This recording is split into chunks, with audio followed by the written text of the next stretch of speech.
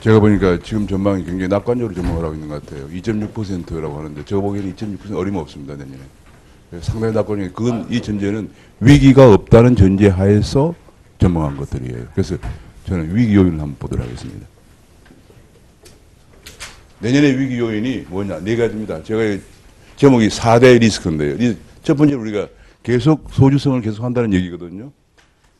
이 소주성 계속 지금 굉장히 이 문제가 제일 크고, 그다음 두 번째로는 아까 미국 금리 인상 문제, 그다음에 규제 법안이 계속 나오고 있습니다.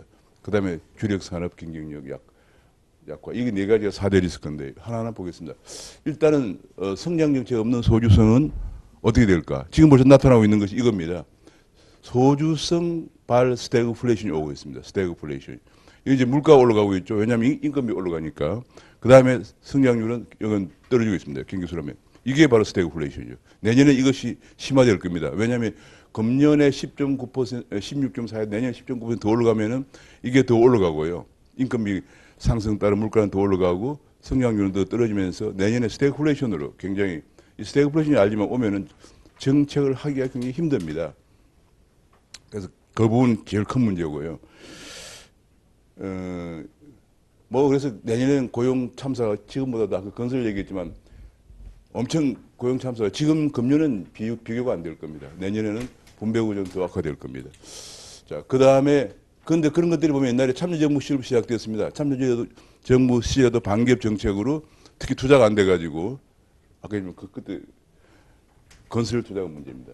왜냐하면 건설 투자가 200만 명 넘은 고용을 창출하고 있기 때문에. 그래서 우리나라가 참여정부 시절이 처음으로, 위기 기간을 빼고 나면 처음으로 세계 경제 성장보다 낮은 성장률을 기록했습니다. 근데 지금이 바로 그대로 똑같은 정책을 하고 있거든요. 그래서 아마 오히려 더 강화시키고 있으니까, 첫 번째 참여정부 시절에는 좀 조심조심 하더니 한 번 더 하니까 이제 그냥 탄력부터 더 강화시키니까 금년에는 세계 경제 성장률을 호황기에도 하회하고 있는데 내년은 더 하회할 겁니다. 그래서 지금 문제가 그러다니까 이제 충격이 저소득층에 가고 있는데, 이게 소득 하위 20%가 57% 일자리가 없습니다. 요게 이제 1분기 자료인데, 제가 최근 자료 엊그제 제가 요 자료를 만든 뒤에 3분기 가계도장 조사를 보니까 하위 20%면 400만 가구입니다. 400만 가구에 통계청 발표에 하면 78%가 일자리가 없습니다. 지금. 난리 났습니다, 지금. 이게 더 올라갔어요. 이제 3분기 자료를 보니까 이게 더 올라갔어요. 78%가 일자리가 없어요. 이들 수입이. 그런데 통계청 자료입니다. 가계도장 조사. 근데 그 400만 가구가 버는 돈이 얼마냐? 이게 1분기에 59만 원이었어요.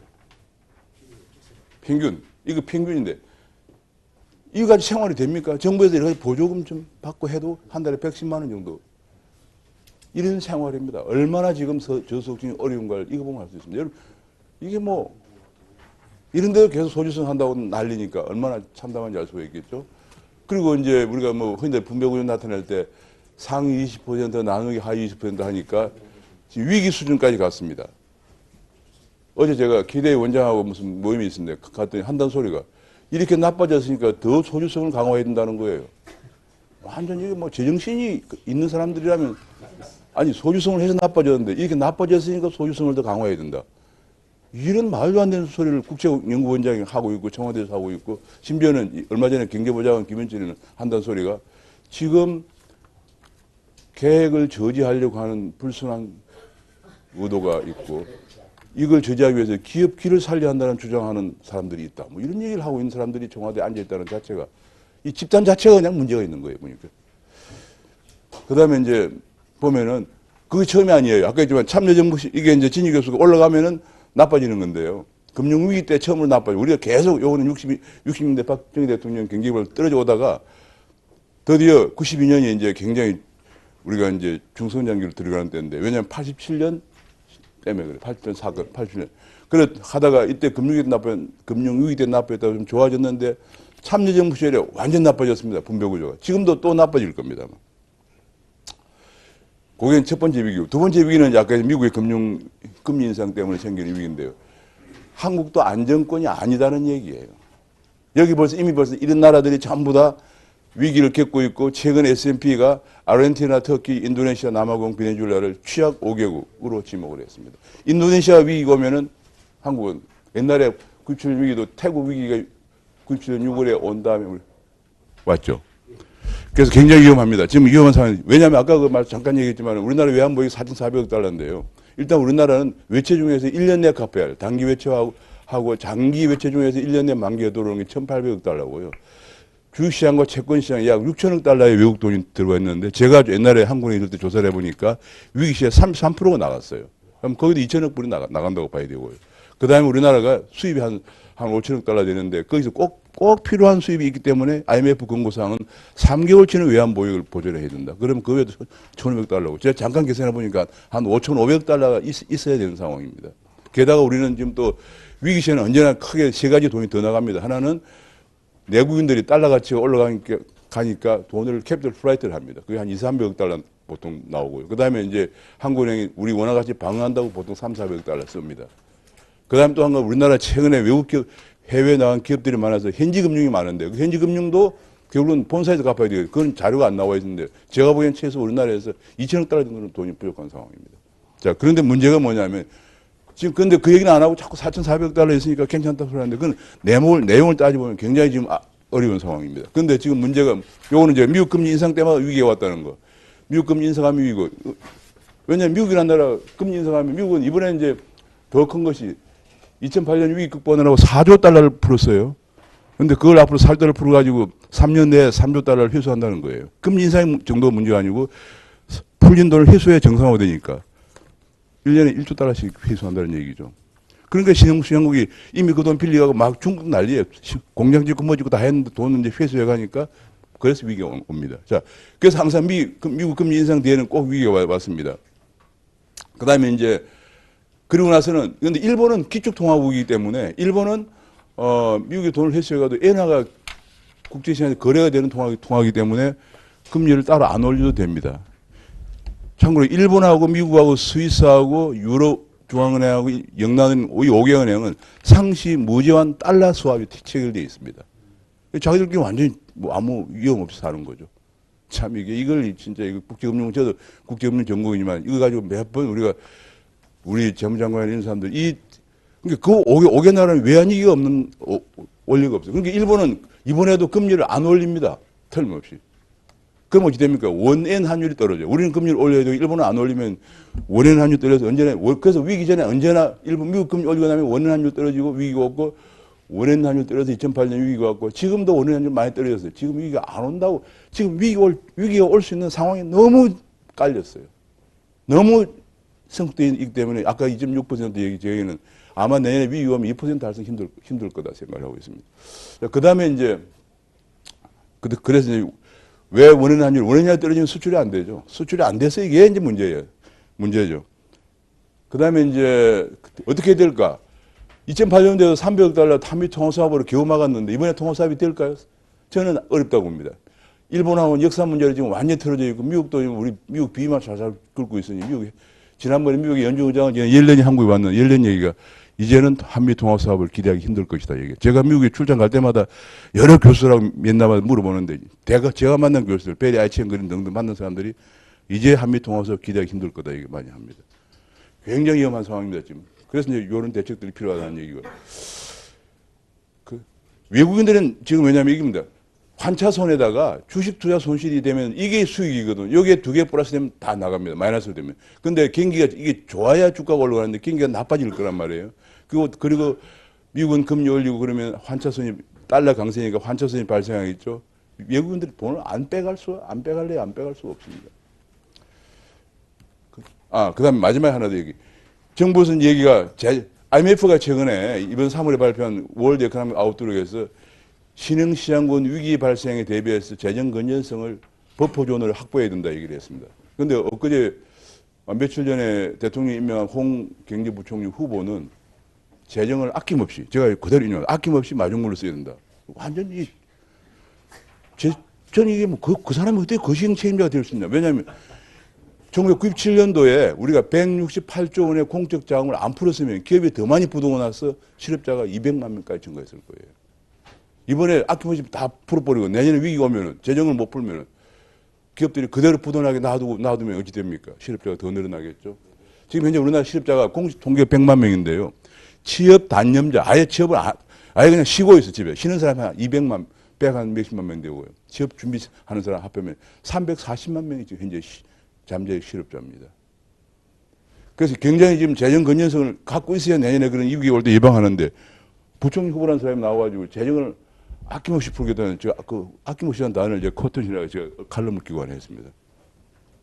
자, 그렇고요. 그 다음에 이제 세 번째가 요거 뭐 우리가 이미 많이 나왔습니다. 저는 기획 규제 방안 뭐 여러 가지 나오는데 협력이 공유해도 말도 안 되는 거죠. 기업들이 이익이 안 나면 누가 투자합니까? 공정거래법 이것도 문제, 제일 문제가 상법 개정인데 이거 감사위원 분리 선출해가지고 대주주 의결권 3% 제한하죠. 그러면 일단 다른 사람한테 들어오겠죠. 집중투표제 해가지고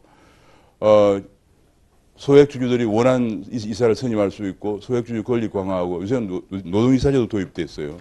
이렇게 되면 어찌 됩니까? 제가 보기에 보통 회사의 등기이사가 5명 또는 7명입니다. 이렇게 되면 요금에도 벌써 과반수가 소액주주가 들어오게 돼요.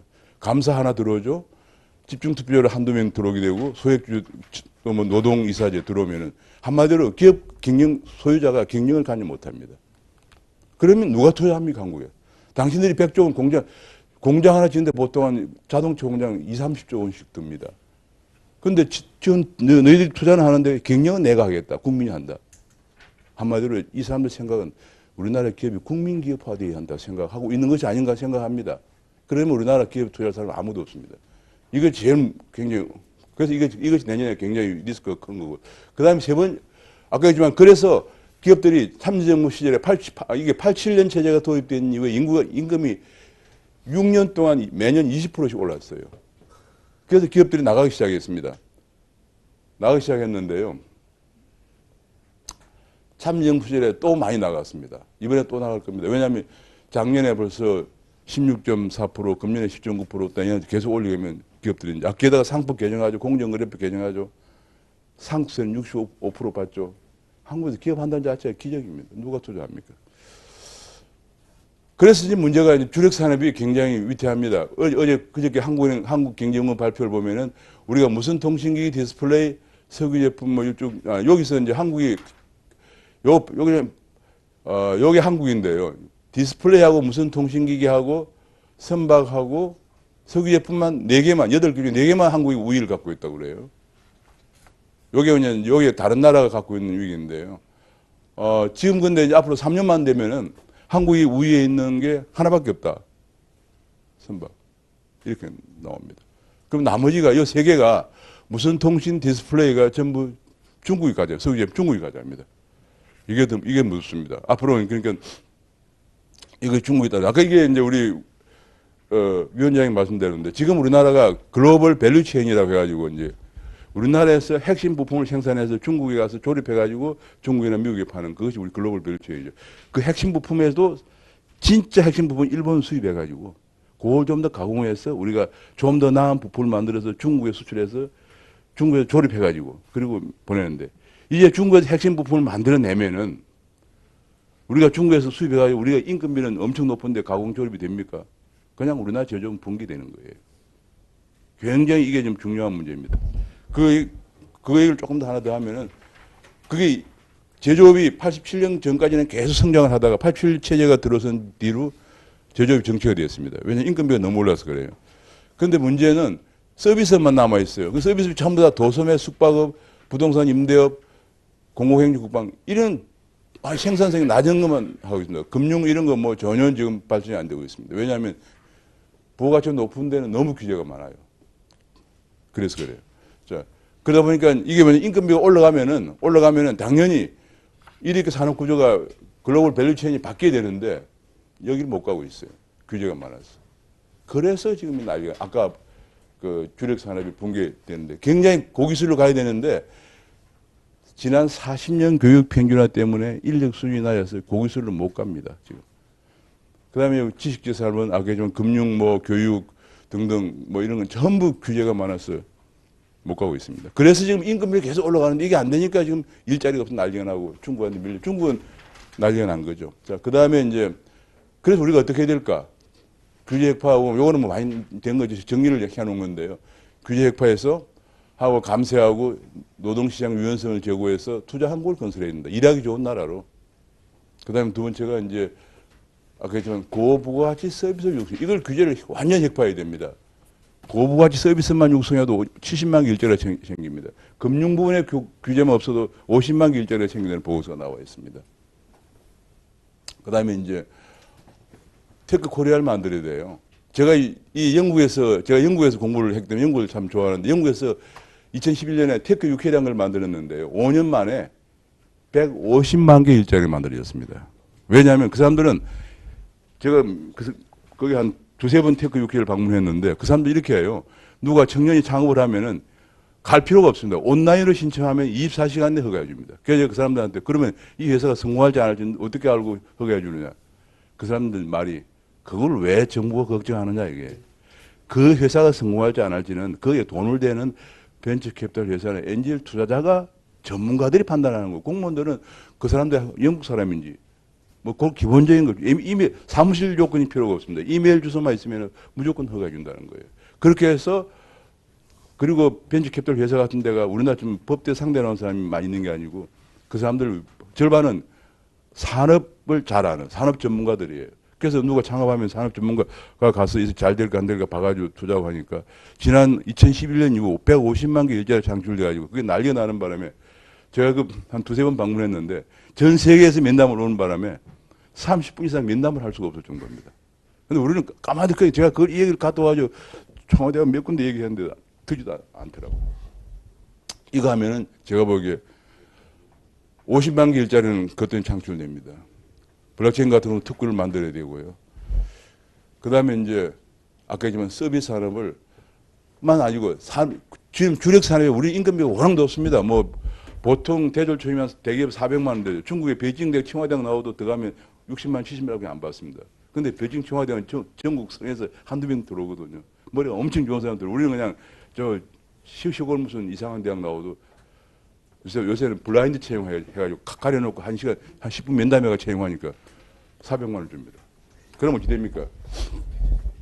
그 제조업을 스마트화 시켜야 된다는 거죠.